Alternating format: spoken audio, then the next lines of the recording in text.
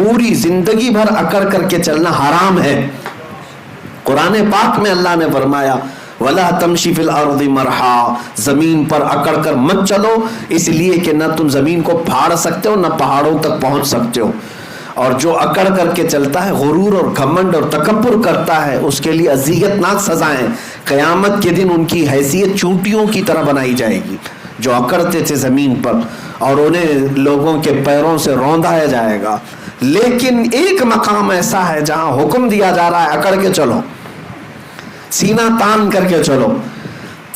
ہم جاتے ہیں، موقع تو نہیں ملتا، بھیڑ بھاڑ ہوتی ہے، لیکن موقع ملتا ہے تو سینہ تان کر. اور وہ انداز کیسا ہے؟ وہ انداز پہلوانوں کا انداز ہوتا ہے، پہلوانوں کا انداز. باقی دوسری جگہوں پر پہلوانی دکھانے کے لیے بھی تمہیں اکڑنے کی اجازت نہیں، لیکن وہاں پر حکم ہے کہ سینہ تان کر کے چلو، رمل کرو. یہ اس کا پس منظر کیا ہے، اس کا بیک گراؤنڈ کیا ہے؟ میرے عزیزو، خانہ کعبہ کے پاس طواف تو پہلے نارمل ہی ہوتا تھا، لیکن آپ کو میں بتاؤں رسول پاک صلی اللہ تعالیٰ علیہ وسلم کے ساتھ جو اذیتیں مکہ والوں نے کی ہیں، جو تکلیفیں مشقتیں مکہ والوں نے حضور کی ذات پر ڈالی ہیں، شاید ہی تاریخ میں آپ کو ایسا نہ ملے. حضور جس وطن میں پیدا ہوئے اس وطن کی زمین حضور کے لیے تنگ کر دی گئی تھی. حرم کعبہ میں حضور عبادت کرنے کے لیے آتے تو ان کے ساتھ بہت زیادتیاں کی جاتی، کئی مرتبہ ہاتھ اٹھائے گئے، حضور اکرم صلی اللہ علیہ وسلم کے صحابہ کو مارا گیا، حضرت ابو بکر صدیق رضی اللہ تعالیٰ عنہ کو وہاں بہت مارا گیا. کیا کیا تکلیفیں اٹھائی. 3 سال مکہ میں حضور نے ایسے گزارے جس میں پورے مکہ والوں نے سوشل بائیکاٹ کیا تھا. کیسا سوشل بائیکاٹ کہ حضور اکرم صلی اللہ علیہ وسلم کے اور ان کے خاندان کے ساتھ نہ کوئی کلام کرتا، نہ کوئی خرید و فروخت، نہ کوئی دعوت، کچھ نہیں. کھانے کی ایک چیز بھی حضور کے گھر تک آنے نہیں دیا جاتا تھا. ان 3 سالوں میں رسول پاک صلی اللہ علیہ وسلم نے درختوں کے پتے کھائے اور چمڑے ابال کر کے کھائے. شاہد ابی طالب، یہ مشہور ہے سیرت میں، نبی پاک صلی اللہ علیہ وسلم کے ساتھ ایسی ایسی ظلم و ستم کی کہانیاں ان مکہ والوں نے لکھی. لیکن ایک وقت وہ بھی آیا جب اللہ کا حکم ہوا کہ میرے محبوب آپ ہجرت کر کے مدینے چلے جائیں. مدینے گئے. میرے آقا صلی اللہ علیہ وسلم جب مدینے گئے تو ان ظالموں اور کافروں نے کیا حضور کو وہاں بھی چھوڑ دیا تھا؟ نہیں، بلکہ یہاں سے جتھے لے کر کے جاتے، صحابہ کے باغیچوں پر حملے کرتے. مدینے میں اگر کوئی تنہا ملتا باہر مدینے والا، اس کو مار پیٹ کرتے. انہی تکلیفوں کی وجہ سے جنگ بدر بھی ہوئی، جنگ احد بھی ہوئی، جنگ خندق بھی ہوئی. مکہ اور مدینے والوں کے بیچ میں یہ سب جنگیں ہوئی ہیں. حضور 450 کلومیٹر دور جا چکے تھے مکہ سے، لیکن پھر بھی مکہ والے سکون سے نہیں بیٹھ رہے تھے کہ ہم لڑیں گے ان سے.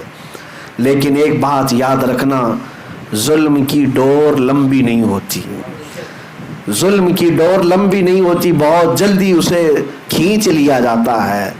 ظالموں کی تاریخ آپ اٹھا کر کے دیکھ لیں، ایک وقت آتا ہے جب وہ اپنے ہی گھر میں ایسے قید ہو جاتے ہیں کہ ان کا کوئی پرسان حال نہیں ہوتا. آج بھی جو ظلم ہو رہا ہے، مجھے امید یہی ہے انشاءاللہ وہ وقت قریب ہے جب رب تبارک و تعالیٰ اپنی رسی کھینچے گا تو یہ اپنے ہی گھر میں بے آب و دانہ اور بغیر کسی پرسان حال کے دم توڑنے پر مجبور ہو جائیں گے. آپ انتظار کریں. ہاں، جب بھی اہل حق کے ساتھ ظلم بڑھتا ہے تو زیادہ نہیں، تھوڑے دنوں تک یہ ظالموں کو اللہ ڈھیل دیتا ہے، اور یہ ہماری آزمائش بھی ہوتی ہے. ظالم ہرگز یہ نہ سمجھے کہ وہ جو کر رہا ہے وہ سب اچھا ہے، بلکہ آج تو کچھ بھی نہیں ہے، اس سے بڑے بڑے فرعون، شداد، ہارون، حامان، قارون سب آ کر کے گئے. ان کے پاس مال بھی تھا، تخت بھی تھا، تاج بھی تھا، سب تھا، لیکن اپنے ظلم کی وجہ سے وہ باقی نہیں رہے. میرے عزیزوں، 6 سال گزرے ہجرت کے، 6 سال. حضور پاک صلی اللہ تعالیٰ علیہ وسلم 6 سال کے بعد مکہ مکرمہ واپس تشریف لائے 10,000 صحابہ کے ساتھ. نہ کوئی جنگ، نہ کوئی جدال، نہ کوئی قتل و قتال. حضور پاک صلی اللہ تعالیٰ علیہ وسلم کے ساتھ 10,000 صحابہ تھے. مکہ فتح ہو چکا تھا. وہ مکہ والے جو ہمیشہ لڑ رہے تھے جماعت جماعت بنا کر کے، وہ بیچارے ٹکڑوں میں بدل گئے ہیں، سب میں آپس میں نفرت پیدا ہو گئی، خاندانوں میں دراڑ، اور حضور پاک صلی اللہ علیہ وسلم کی اس جماعت کا مقابلہ کرنے کی سکت بھی نہیں رکھتے تھے۔ مکہ فتح ہوا، وہ صحابہ جو مکہ میں مارے گئے تھے، پیٹے گئے تھے، ان کا مال، ان کی جائیدادیں ہڑپی گئی تھی، وہ سب صحابہ واپس آئے ہیں۔ سوچیں آپ، تصور میں جائیں، جن صحابہ کو گھر بار سب چھوڑ کر کے مدینے جانا پڑا تھا، آج 6 سال کے بعد جب وہ واپس آئے، ان کے ساتھ کتنی خوشیاں تھی جانتے؟ ایک تو اپنا وطن، ایک تو اپنا آبائی گھر مل رہا ہے، اپنی وہی پہچانی ہوئی زمین، اس پر پلس یہ ہے کہ خانہ کعبہ آج کھلا ہوا مل رہا ہے، جہاں پر آنے پہ ان پر پابندی تھی آج ان کے ہاتھوں میں ہے، اذان یہ دے سکتے ہیں، نماز یہ پڑھ سکتے ہیں۔ کتنی خوشیوں کا وقت ہوگا۔ یہ وہ وقت تھا فتح مکہ کا، جب رسول کریم صلی اللہ علیہ وسلم کے یہ صحابہ 10,000 کی تعداد میں تھے، خانہ کعبہ کے اندر داخل ہوئے۔ صحابہ کی کیفیت ہی الگ تھی، وہ وجد میں تھے، کوئی دیواریں چومتا، کوئی مٹی اٹھا کر چومتا تھا کہ مجھے اللہ تعالیٰ نے میری نعمت واپس عطا کی۔